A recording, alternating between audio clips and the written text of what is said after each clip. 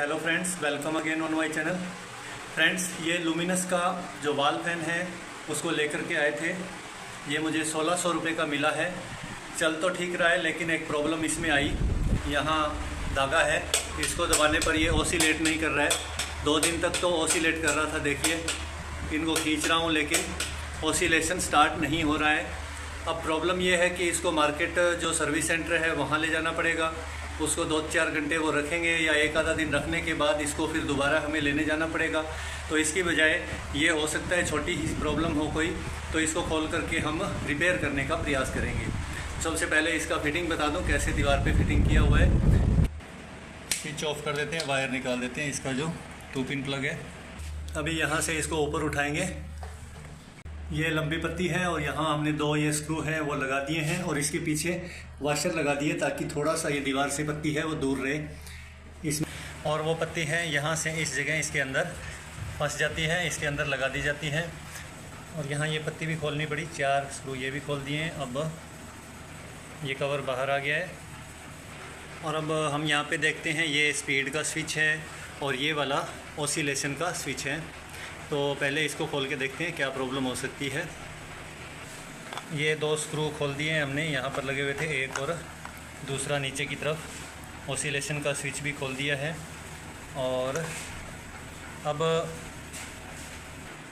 यहाँ से ये स्क्रू खोल करके इसके जो फ़ैन है उसको भी निकालते हैं।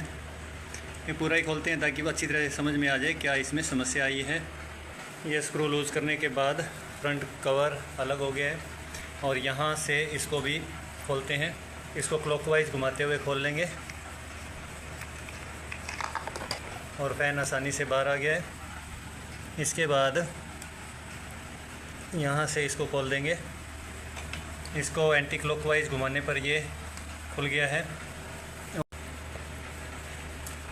ये काफ़ी मुश्किल काम रह सकता है। पीछे की तरफ इसको खींचना भी है कवर को, और साथ में लॉक भी हटाने हैं। तो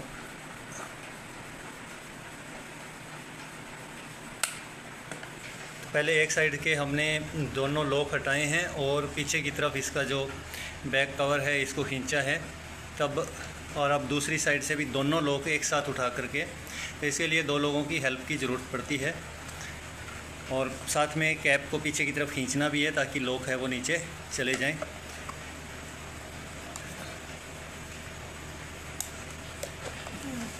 इसको भी खींचो, हो गया। इस प्रकार ये चारों लॉक हटाने के बाद ये पीछे का कवर है वो अलग हुआ है।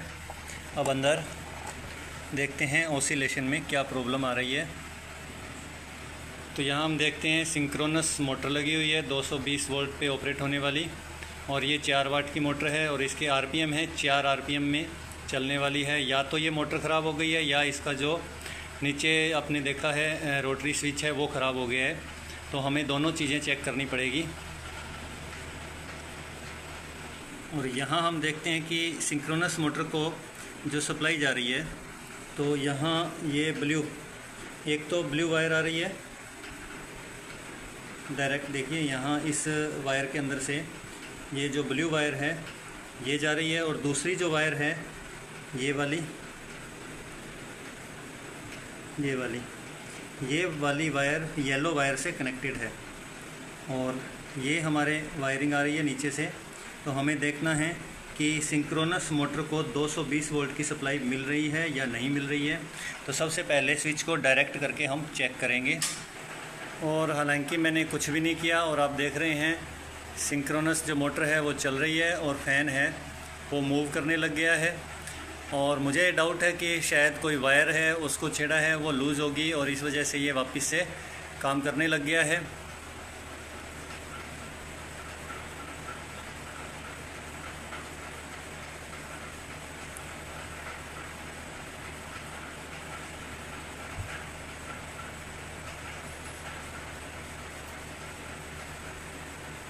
यहाँ पर मोटर फिर रुक गई है, कुछ भी नहीं किया फिर भी।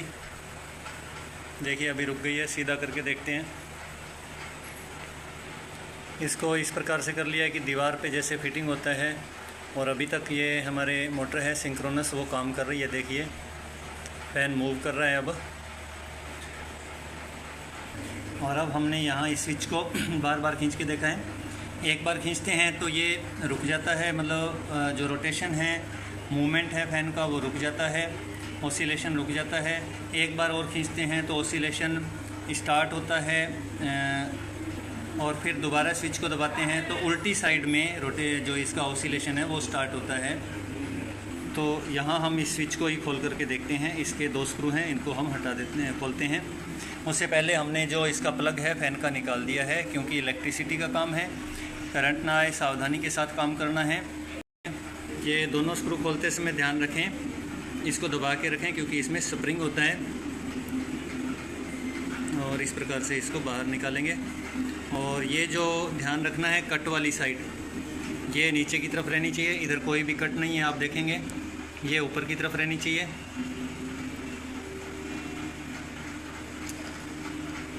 और यहाँ हम देखते हैं ये जो ब्लैक वायर है, ये यहाँ एक पत्ती लगी हुई है, और दूसरी तरफ ये जो ब्लू वायर है ये भी इस पत्ती के द्वारा कनेक्ट है।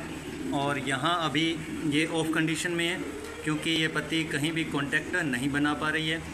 और जब हम एक बार इस स्विच को नीचे की तरफ घुमाते हैं तो पत्ती यहाँ इस तरफ आ जाती है और दोनों के बीच कांटेक्ट बना देती है। पत्ती को यहाँ कोई स्केल आदि रख करके देख लें, ये पत्ती है थोड़ी ऊंची उठी हुई है, ऊंची उठी हुई होनी चाहिए। तो अभी ये पत्ती थोड़ा सा मैं इसको बेंड कर दूंगा, थोड़ा सा और ऊंचा कर दूंगा ताकि अच्छी तरह से कांटेक्ट दोनों बना रहे। और यहाँ एक स्प्रिंग लगा हुआ है और ये स्टार शेप इसमें गियर बना हुआ है।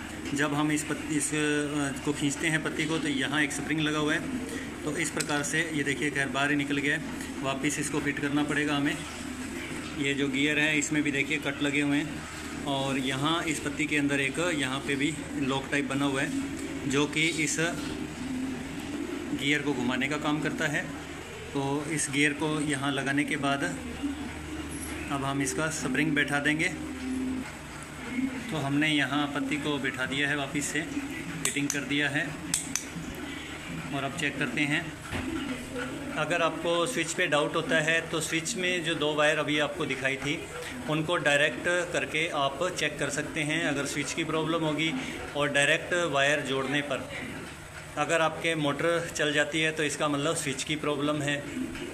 और अगर डायरेक्ट करने के बाद भी आपके ये जो मोटर है सिंक्रोनस नहीं चलती तो इसका मतलब सिंक्रोनस मोटर है, उसमें प्रॉब्लम है। तो इस प्रकार से भी आप इसके जो फॉल्ट है उसको पता लगा सकते हैं। एक और भी प्रॉब्लम मैं आपको बता दूं कि यहाँ इनके जो कनेक्शन होते हैं कई बार इनको प्रेस करके देख लीजिए और उसके बाद काम करें तो इसका मतलब ये जो कनेक्शन हैं वो लूज़ हो गए हैं। तो यहाँ से आप इन दोनों को जो भी वायर हैं उनको डायरेक्ट करके उस पर टेप लगा सकते हैं। तो इस प्रकार से आप भी फ़ैन को घर पे रिपेयर कर सकते हैं। तो अभी चलिए हम एक बार इसको चेक कर लेते हैं। तो फ़ैन है वो मूव कर रहा है, सही हो चुका है। तो अब हम इसको वापस से फिटिंग कर देंगे। तो इस प्रकार से आप देख रहे हैं ये जो फ़ैन है इसमें मेन जो मूवमेंट का प्रॉब्लम होता है वो या तो सिंक्रोनस मोटर ख़राब हो जाती है या फिर ये जो इसका स्विच है, रोटरी स्विच है, वो ख़राब हो जाता है। तो रोटरी स्विच ठीक करना मैंने आपको बता दिया। सिंक्रोनस मोटर अगर ख़राब हो जाए तो आप इस मोटर को चेंज कर सकते हैं। और कनेक्शन लूज़ हैं तो इनको काट करके आप कनेक्शन वापस करके टेप लगा सकते हैं।